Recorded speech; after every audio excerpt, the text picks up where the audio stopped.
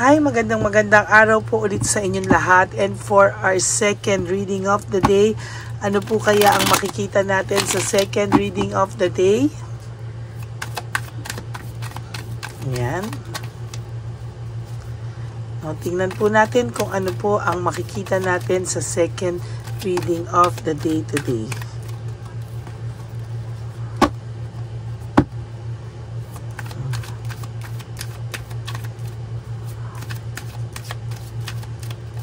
Okay.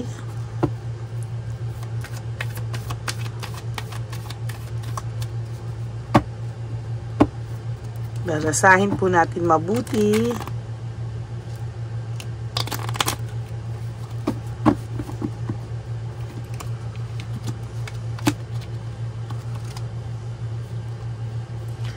One, 2, 3, 4, 5, 6, 7, 8, 9, and 10.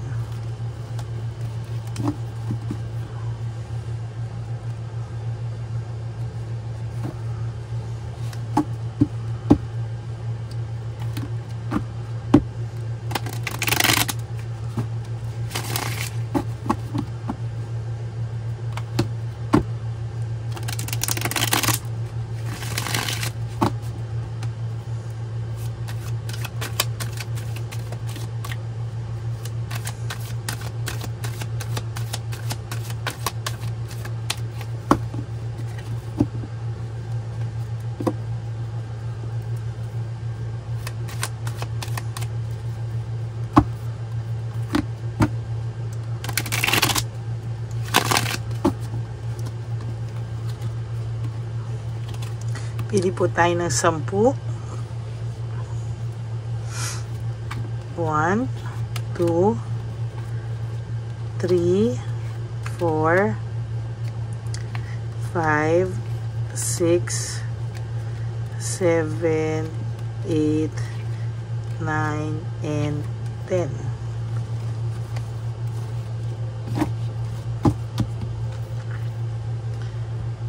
Tingnan po natin kung ano po ang makikita natin sa second reading of the day today.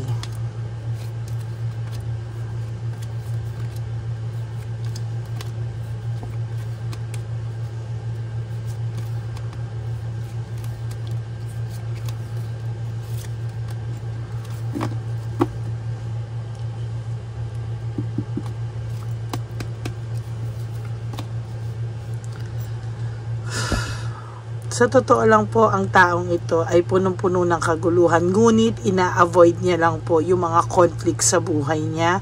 Sa totoo lang po, ngayon ko naiintindihan kung bakit po lagi kanyang naiisip, kung bakit lagi ka po nitong nakokompara sa third party. Yung third party po kasi is somehow malungkot po ang pagkabata niya, malungkot ang growing up stage niya. That's why masayang-masaya po siya na siya ay nakakakuha ng atensyon, nakakasira ng relasyon, at ugali na po ng third party nyo ang manira ng relasyon. Ayan po ang klase ng babaeng nakuha niya,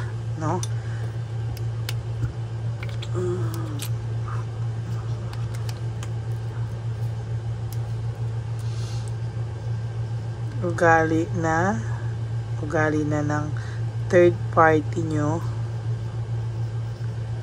ugali na ng third party ang manira ng relasyon.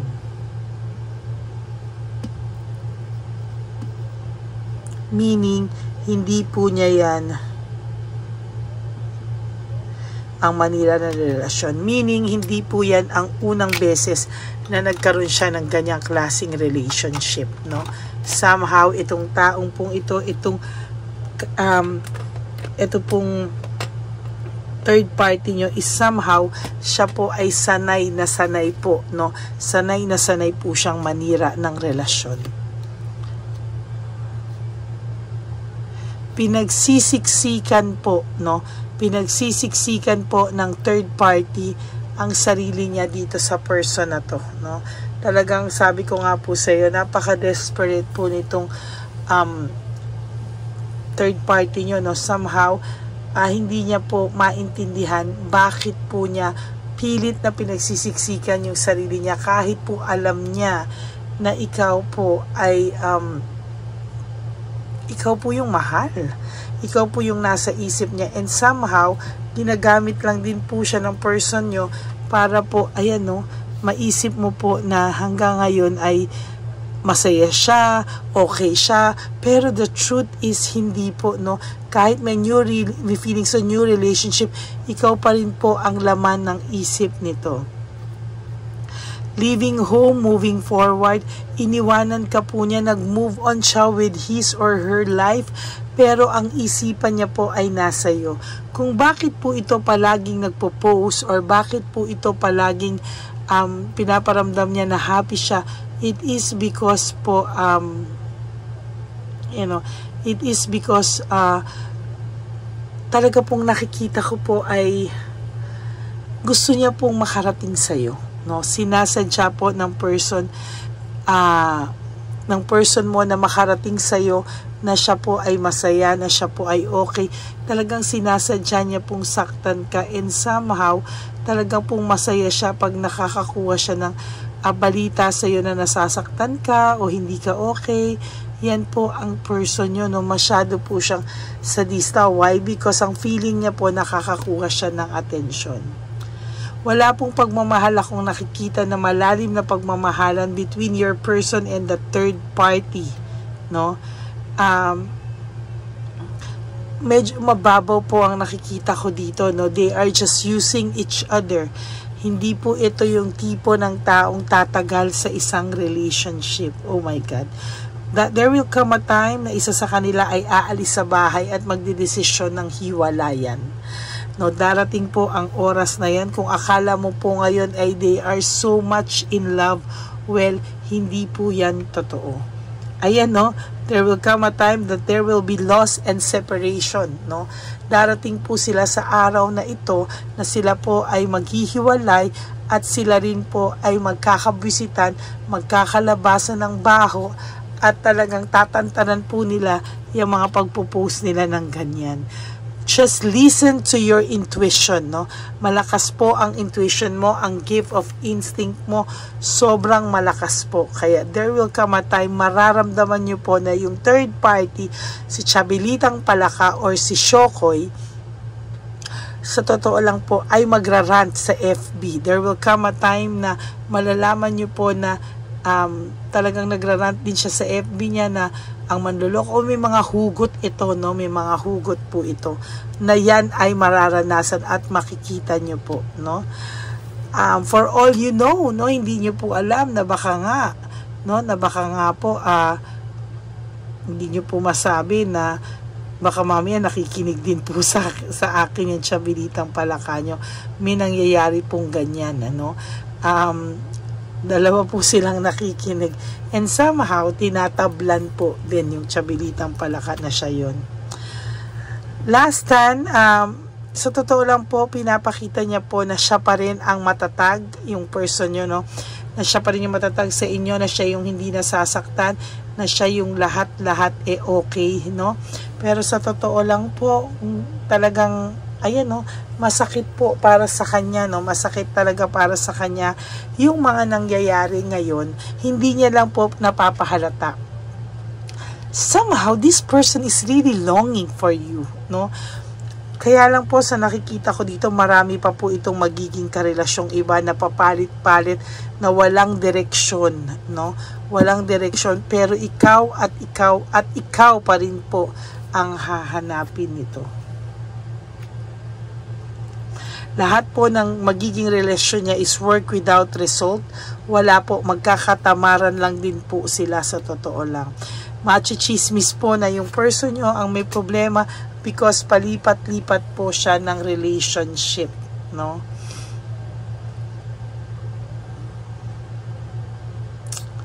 There is this weakness and manipulation. Sa totoo lang po,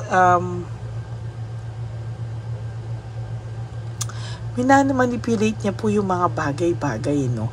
Gusto niya pong maisip mo na kawalan mo siya. Pero ang totoo lang po, kawalan ka niya, no? Alam niya po sa sarili niya na kawalan ka niya, and somehow, hindi niya po matanggap sa sarili niya na ayan ang nangyari sa kanya, no? Hindi niya po matanggap sa sarili niya na somehow, siya po ay sobrang naaapektuhan sa pagkawala mo. Pilit po niyang nilalabanan, pilit niya pong pinapamukha na okay lang siya, pero the truth is, hindi po siya okay, no?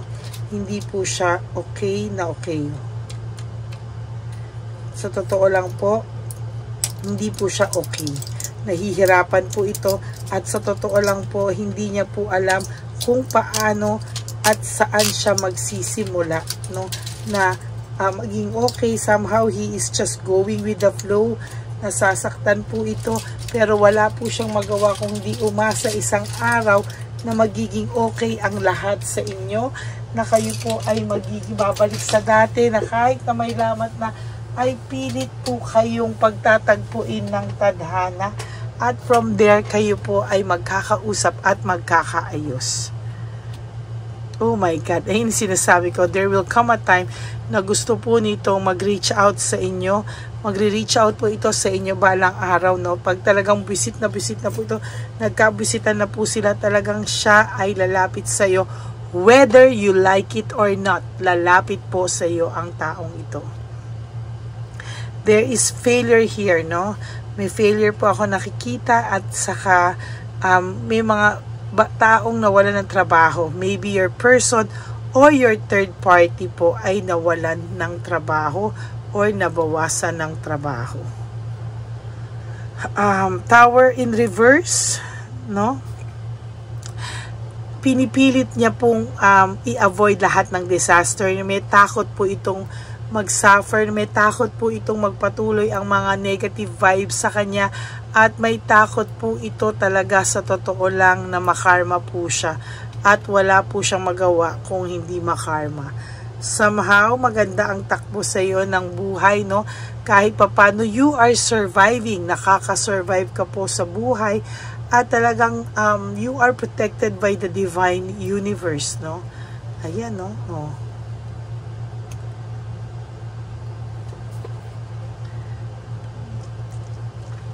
So, totoo lang po, sa nakikita ko din dito, there is clarity, no? Gusto niya po, nakikita niya po na nakaka-recover ka na may improvement yung buhay mo, pero somehow, gusto niya pong pakita sa iyo, gusto ka po niya talagang i-convince na ikaw yung may problema, ikaw ang nag-push sa kanya sa ganito, para saan? Para dalhin mo daw po yung guilt feeling, at hindi mo daw po siya makalimutan. Naiisip niya po yung mga happy memories nyo, pero dahil sa nangyari, sa mga nangyari, parang pilit niya pong kinakalimutan, pero hindi niya rin po kalimutan, ano? Talagang pinipilit niya po na maging happy, pinipilit niya pong kalimutan ng mga bagay-bagay, pero sa totoo lang po, hindi niya po magawang kalimutan ka, no? At sabi sa inyo, lalo na no, pag nahuhulihan ito yung third party, ugali na ng third party ang manira ng relasyon for her or his own agenda, no?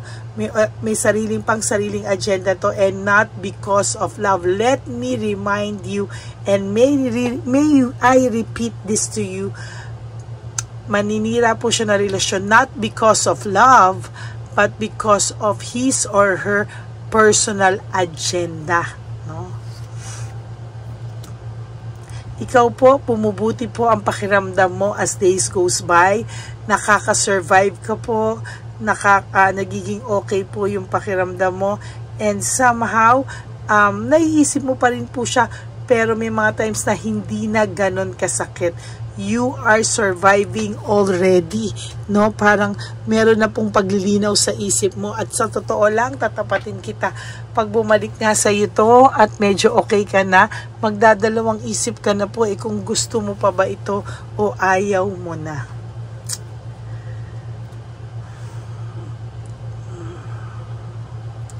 there is this teamwork and collaboration.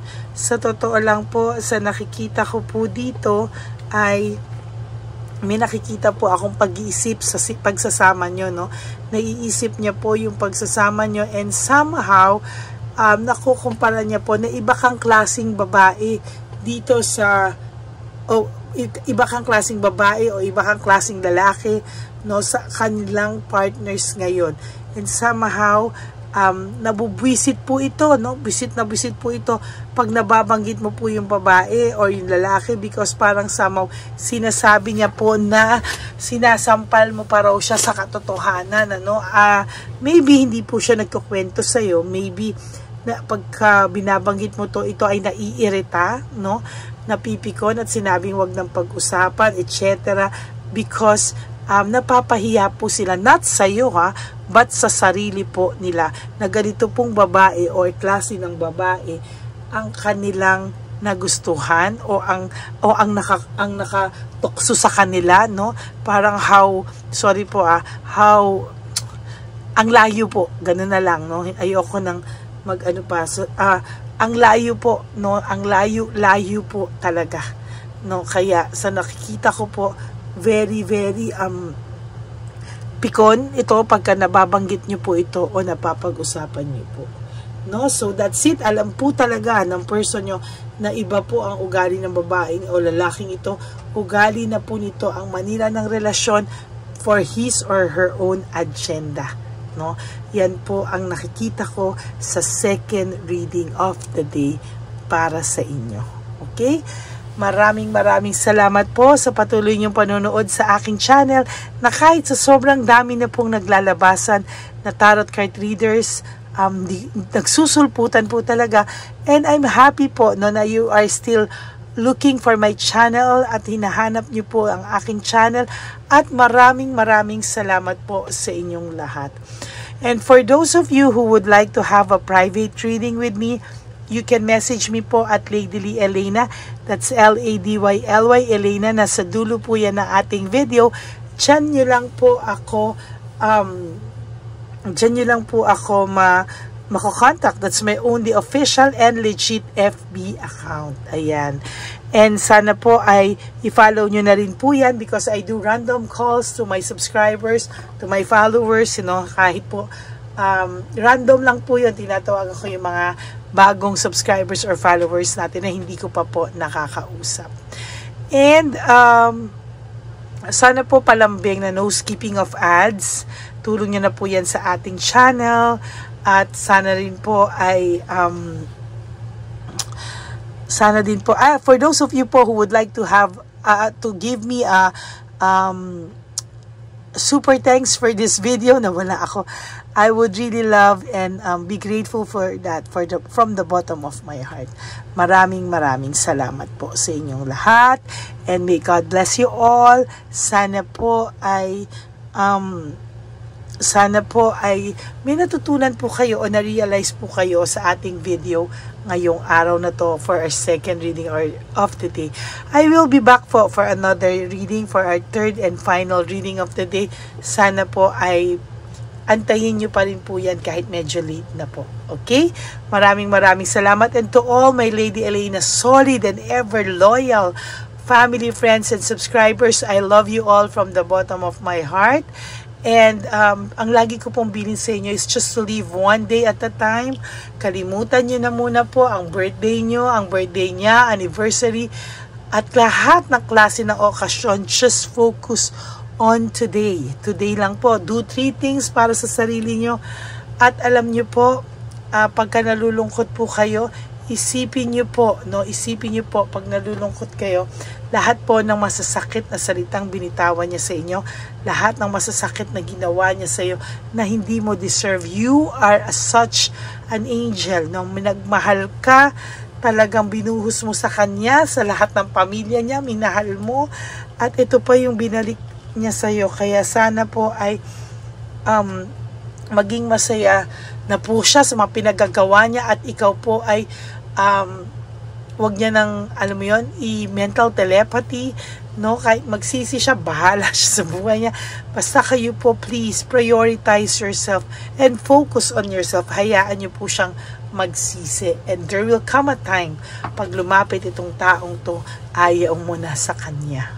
So, nakikita ko sa energy. And for those of you naman na gusto pa, at dahil hindi naman sobra yung panloloko, natukso lang, I mean, nagkamali lang, no? Tingnan nyo po, no? Tingnan nyo po kung gaano ka-sincere bago nyo po tanggapin. Okay, and life is too short po. Don't make it shorter by stressing yourself from all the pains and the heartaches na binigay sa inyo na kahapon. Just surrender everything to the divine universe and just let go and let God write your life and love story. I will be back po for another set of reading for our third and final reading. Huwag po kayong maiinip. Ako po ay magbabalik at magbibigay po sa inyo ng reading of the day. But I do hope na napanood nyo na po yung reading kahapon, first, second, and third reading, and the bonus one kahapon. And then, ito pong first reading kanina umaga and the second reading po, no? Bago po kayo lumaktaw sa third reading of the day. Okay, God bless you everyone and I love you all. Stay safe, have a happy heart, and I will all see you again on my next reading. Bye!